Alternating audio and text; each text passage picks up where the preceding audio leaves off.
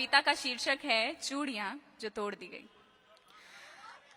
ये कहानी है उस शाम की, ये कहानी है उस शाम की, वो शाम जो बेहद खूबसूरत थी। उस शाम में शामिल होने की कई लोगों की हसरत थी।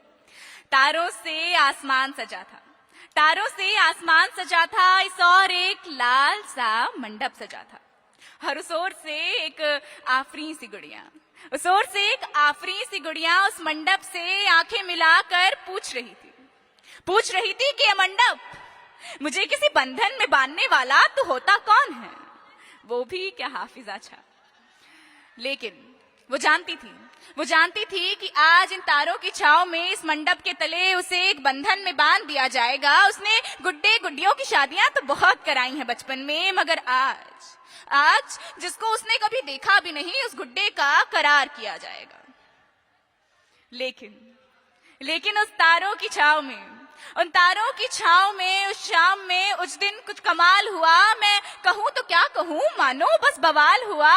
न जाने कैसे किसी ने देखा ही नहीं या सबने अनदेखा किया। न तेज नजरें उसे देख पाई, न किसी तस्वीर ने कैद किया। मगर वो आफताब माने चांद, मगर वो आफताब मेरे साथ सब देखकर मुस्कुरा रहा था। उसने भी देख लिया था उस गुड़िया के साथ उस मंडप के तले उसका एक आशिक भी घूमे जा रहा था। जानते हैं ये किसकी बात हो रही है? जानते हैं ये किसकी बात हो रही है? हाँ, ये बात ना उसके हाथ के लाख के चूड़े की, उन लाल सी चूड़ियों की हो रही है। वो खुद भी नहीं जानती थी कि कब से उसकी कलाइयां उन चूड़ियों की मोहब्बत में मद्धम खो रही है।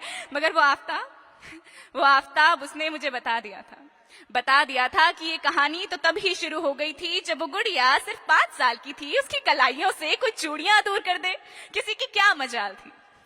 और इन फेरों के बाद भी ये मोहब्बत की कहानी कायम रही। इन फेरों के बाद भी वो अपने हाथों में कभी लाल तो कभी हरी चूड़ियां सजाती थी। बाजार में चूड़ियां टंगी देखकर वो अक्सर वहीं रुक जाती थी। उसके हाथ के खाने की बनी खुशबू, उसके हाथ के खाने की खुशबू सबसे पहले उन चूड़ियों तक जाती थी और उनकी खनक सुनकर वो अपने सब गम भूल जाती थी।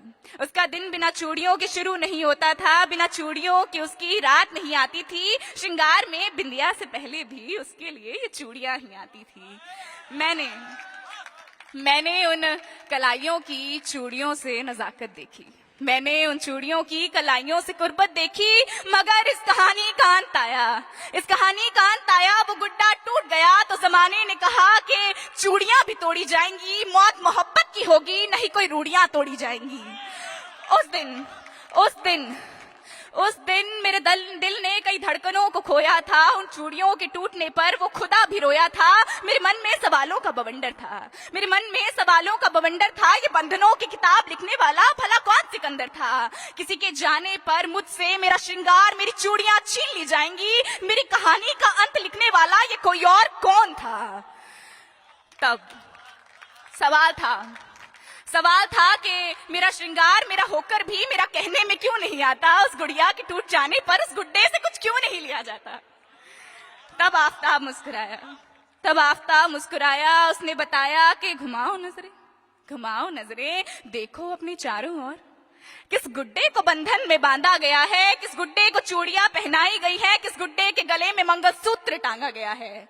उस दिन मेरी रूह रोई थी, मेरे दिल ने कई धड़कनों को खोया था। वो चूड़ियां जो तोड़ दी गई, उनके लिए मेरा मन चिल्ला चिल्ला कर रोया था। और आज मैं पहन कर खड़ी हूं चूड़ियां, ताकि किसी के आने से पहले, किसी के जाने के बाद मेरी मोहब्बत की कहानी कायम रहे। मेरी चूड़ियां, मेरा श्रृंगार हमेशा मेरा रहे, न किसी नाम का पायम रहे। बहुत बहुत शुक्रिया।